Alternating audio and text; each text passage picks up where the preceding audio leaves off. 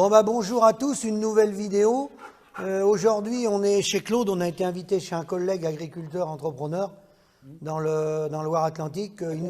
Il nous a à Concreuil, il nous a invités, comme on suit tous ceux qui veulent essayer de faire quelque chose pour sauver l'agriculture. On a été invité par Claude, c'était Florian Philippot qui faisait un meeting. Donc nous on a dit en tant que SAMU, on ne fait pas de politique, on reçoit tous les candidats à l'élection présidentielle. Donc, ils nous ont invités. Quand ils nous invitent, nous, on répond présent. Donc, on est intervenu avec Michel et on lui a dit la situation dans laquelle se trouvait le monde agricole, comme je le fais à chaque fois dans mes vidéos. Donc, Michel, je te passe la parole.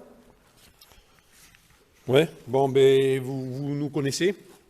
Une nouvelle fois, on s'est déplacé bien loin de chez nous, dans une région à élevage, pour expliquer à celui qui a bien voulu nous entendre et nous demander de témoigner. C'était Florian Philippot, je pense qu'il nous a très bien entendus, mais pas que lui d'ailleurs, parce que quand on voit tous les témoignages après le meeting, c'est quand même assez émouvant.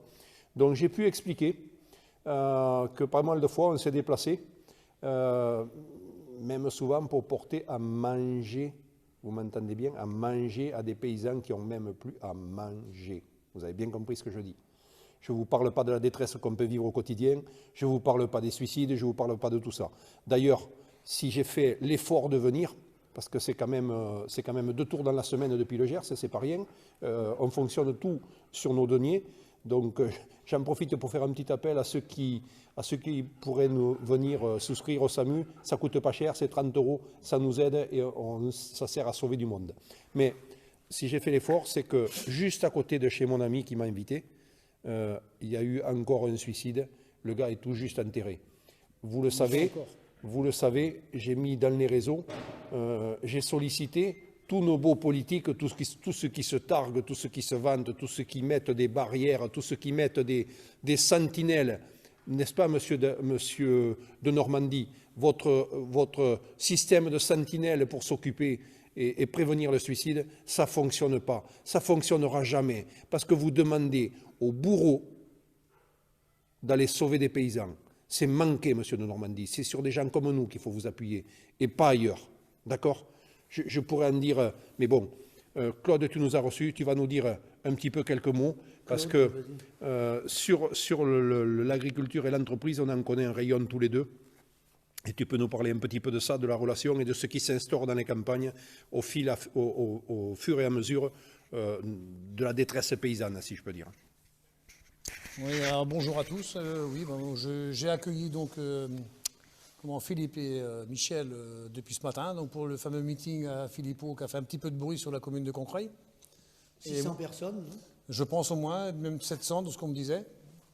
Et donc ça a été un peu mouvementé parce qu'il y avait des comment on appelle ça ? Des zadistes. Oui, voilà, en fin de compte, probablement. Et puis, moi, j'ai fait ça surtout dans le but pour qu'enfin, on vienne nous voir un peu dans les campagnes, qu'on n'oublie pas qu'il existe encore quelques petites communes, quelques agriculteurs qui sont en train de disparaître les uns après les autres. Et nos professions d'entrepreneurs agricoles, avec ITOU, comme on dit, hein, c'est la même chose. Nous aussi, on va disparaître si ça continue comme ça. Et puis, par contre, on va continuer à faire le big agro. Ça, par contre, ça va marcher, c'est-à-dire les méthaniseurs, les grosses éoliennes pour meubler l'environnement, mais qui ne contribuent pas du tout à faire vivre les agriculteurs, de toute façon. Et donc, en tant qu'entrepreneur, toi, tu sens que c'est l'hémorragie partout. À 54 ans maintenant, il y a plus de 45 ans que je bosse quand même dans les campagnes, je pense, bientôt maintenant, depuis tout petit. Oui. J'ai vu les villages se vider les uns après les autres, tout simplement. Et puis, les familles se déchirer, les GAEC se dissoudre, se constituer, se redissoudre, ou tout ce qu'on veut, parce que ça va un peu dans tous les sens. Et des liquidations, et puis bien sûr les gens qui disparaissent, qui se mettent au bout de la corde, c'est tout. Voilà, même pour moi, ça a été dur aussi, par période, hein, faut pas rêver. Donc c'est tout le monde pareil. Après, là, en ce moment, ce que je vois, c'est plutôt, on cherche à faire encore quelques élevages à gros volume qui ne sont que des petits volumes par rapport à ce qui se fait dans les pays de l'Est actuellement, Ukraine et compagnie, ou alors Espagne, en élevage, je parle. Mais on veut faire des fermes e-connectées, comme on dit. Et alors, c'est ça qui va rendre les agriculteurs plus heureux et plus riches ? Moi, à mon avis, non. Et puis, le matériel qui est surinvesti, la plupart du temps en location constructeur. Et puis, le matériel ne sera jamais à eux. Et quand ils n'arrivent plus à payer les mensualités, le matériel s'en va. C'est tout. Donc si on continue comme ça, évidemment, il ne peut y avoir qu'un point de non-retour pour l'agriculture familiale. Tout simplement. D'accord. Voilà. Merci Claude. Donc on passe la parole à Eric. Bonsoir, oui, alors moi je suis très honoré, oui, très honoré, très bien entouré aussi, comme quoi la souffrance animale, on la voit là, là on pourrait en parler. Hein. Bon, moi je suis très honoré d'être parmi vous. Alors effectivement, moi je suis un électron libre, je me déplace dans beaucoup de collectifs, je vais partout où je peux croiser du monde et échanger, discuter. Effectivement, aujourd'hui je me suis retrouvé, dans cette conférence des Patriotes. Et puis j'ai rencontré du beau monde. J'ai rencontré du monde parce que déjà je connais bien Philippe, mais c'est surtout que j'ai eu le plaisir de retrouver des agriculteurs. Alors que les choses soient bien carrées, on a la disparition, une forme de génocide de ceux qui nourrissent la France, voire même de ceux qui nourrissent le monde, mais de ceux qui nourrissent la France. Et puis, on a aussi une disparition des soignants, tout simplement. Là, moi, c'est plus mon territoire. Disparition des soignants, mais depuis un paquet d'années. Je vais vous donner un exemple. En 2000, merci, oui, je vais vous montrer ça après. En 2017-2018, j'ai eu l'opportunité de discuter avec la DRH d'un très grand groupe d'EHPAD qui gérait à peu près 9000 salariés. Et cette dame, en fin de compte, là on sent que j'ai été trop sympa avec lui. Hein. Cette dame m'a expliqué, cette DRH de ce très grand groupe privé qui gère des EHPAD, en l'occurrence 9000 salariés, 450 EHPAD cotés en bourse, des centaines de millions d'euros de chiffre d'affaires. Elle m'a clairement expliqué, de mémoire je pense que c'est 2018, qu'il y avait une évaporation de salariés déjà. Tous les salariés, que ce soit du directeur à l'aide-soignante, à l'infirmière, tout le monde s'en va. Parce qu'il y avait principalement un manque de moyens reconnus par les salariés. Lorsque c'est trop dur, les soignants s'en vont. C'est pas qu'une histoire de prime ou de meilleur salaire. Si on fait du mauvais travail et qu'on soigne mal les gens, les salariés finissent par partir, tout simplement. Les gens peuvent pas tenir. Et puis moi, ça a été un peu ce qui m'est arrivé dernièrement. Moi, j'ai considéré que je pouvais continuer à soigner. Ça fait 30 ans que je suis dans le métier. J'ai considéré que j'aurais pu aller en unité SARS-CoV-2 pour soigner des patients Covid, puisque j'ai des anticorps naturels au plafond. Eh ben non, non. Il fallait que, en contrepartie, j'utilise de l'ARN messager à visée immunogène en phase expérimentale 3, c'est-à-dire que je fasse ce fameux soi-disant vaccin en phase expérimentale. Bien m'en a pris, j'ai refusé, et refusant, je me retrouve suspendu. Pour moi, c'est clairement un choix. J'assume mon choix. Je comprends que des gens se vaccinent. Je le regrette pour eux. Je suis inquiet pour eux. En ce qui me concerne, je n'aurai pas de problème de santé lié à de l'ARN messager. J'aurai des problèmes organisationnels et financiers, c'est certain. Donc je vais me retrouver là ces prochains jours. On est quasiment à la veille de Noël 2021. Je vais me retrouver à l'usine, tout simplement. Je vais découvrir du monde. Je serai peut-être ouvrier agricole comme me l'ont proposé des agences d'intérim. Et j'ai dit, mais bien sûr, mais pourquoi pas ? Je quitte un très bel établissement avec un très bon salaire, avec une belle boutique, avec de très bonnes conditions, parce qu'il y a quelques endroits où ça se passe encore relativement bien. Et si je dois être ouvrier agricole ou dans une usine, j'irai bien sûr.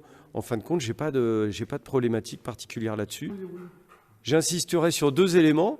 Le premier élément, c'est que depuis septembre 2020, vous entendez bien, septembre 2020, avec certains médecins avec qui je travaille, on a soigné, guéri des personnes âgées, très malades, très fragiles, avec un vrai Covid, avec des vrais symptômes, et des gens qui ont tous les facteurs de comorbidité. Eh bien, on a soigné, on a guéri les personnes que l'on a traitées en ivermectine, azithromycine, vitamine D, zinc. Et puis les personnes qui se sont retrouvées soignées strictement au Doliprane et rien d'autre, eh ben, certains s'en sont sortis et d'autres sont partis.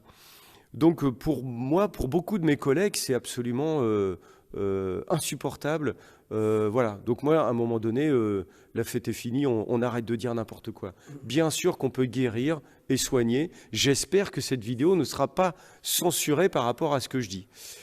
Philippe pourra mettre des liens vers ma petite vidéo sur la description où je vous donnerai tout un tas d'autres éléments.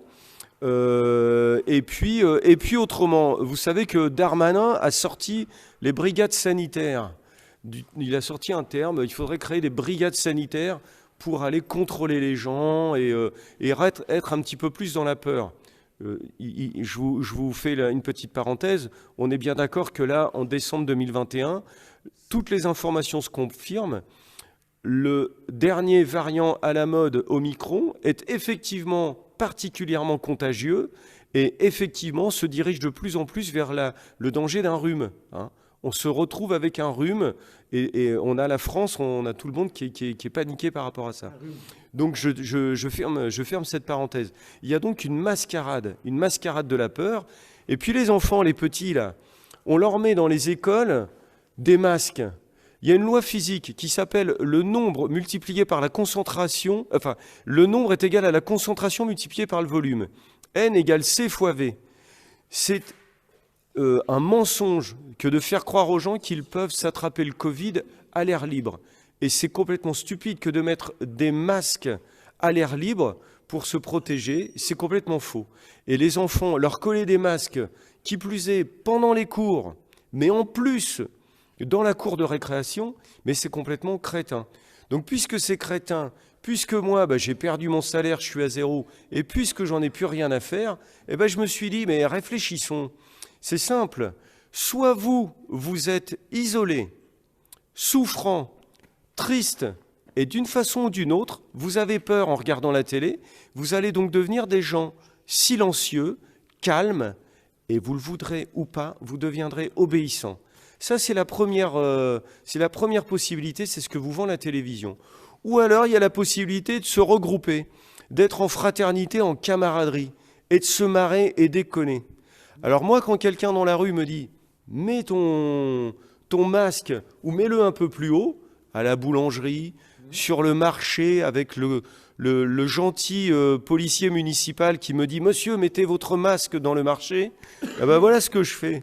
Voilà mon invention. Je prends un magnifique objet que je trouve particulièrement adapté et je crée ce qu'on appelle tout simplement, en référence aux brigades sanitaires, je crée les brigades du slip. Les brigades du slip, tout simplement. Parce que quoi ? Mais parce que j'en ai plus rien à faire, parce que j'ai plus rien à perdre, et parce que j'ai juste envie qu'on rigole un bon coup.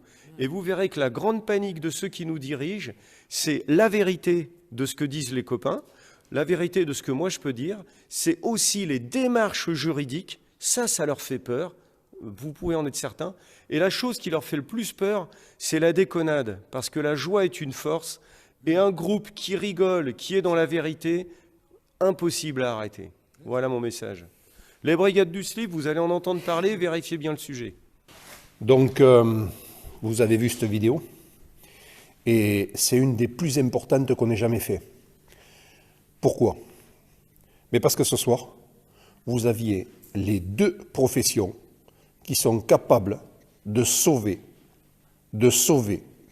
tout être demain sur la terre. Vous aviez les paysans, que je mettrais, respect pour les soignants, mais les paysans que je mettrais en haut de l'affiche, parce que sans nous, il n'y a pas de nourriture et c'est la mort. Et vous aviez des gens comme ça qui ont 30 ans de carrière derrière eux, qui savent ce qu'ils font. C'est des soignants, d'accord ? C'est des gens qui sont aussi essentiels que nous, et c'est des gens qui sont bafoués de la même façon que nous. C'est des gens qu'on traîne dehors comme des chiens. Hein, il ne faut pas oublier que tonton Macron, vous vous souvenez, j'espère, quand vous frappiez sur les infirmières, vous vous souvenez de ça ? Et qui est-ce que vous avez besoin de même pour soigner ? C'est ces gens-là. C'est le même massacre que vous faites contre nous, agriculteurs, pareil pour eux. D'accord ? C'est très important. Tonton Macron a-t-il vraiment envie de soigner les gens ? A-t-il vraiment envie que les gens soient Non, soignés? mais soyons honnêtes, Claude. Si tonton Macron n'a pas envie de soigner des gens, c'est bien pire. Et il faut qu'il parte demain matin. Tout de suite. Demain matin. Voilà. D'accord? Au revoir, Parce monsieur que si Macron. on laisse crever des gens délibérément, ce que l'on vit, nous, agriculteurs, à un moment, ça va se retourner. Et Complètement. on peut s'appeler président de la République ou je t'en foutre, C'est je pareil. pèse bien mes termes, ce sera pareil. D'accord? Tout à fait. On est bien d'accord. Merci Eric, merci à tous. Donc on était en déplacement dans le 44 chez Claude. Et comme on l'avait dit au SAMU, tous les candidats qui nous appellent à l'élection, on leur fait notre récitation habituelle en disant que s'ils veulent quelque chose, s'ils veulent sauver les agriculteurs, Macron n'a pas sauvé les agriculteurs, Pécresse non plus avec les dirigeants, ses amis qui ont gouverné, la gauche plurielle non plus. Donc tous les petits candidats qui nous appellent, plus ou moins petits candidats, quels que soient les candidats, nous on va les rencontrer. Alors je ne sais pas s'ils nous écoutent toujours, mais on passe le message. Claude, tu voulais dire un mot de fin? Je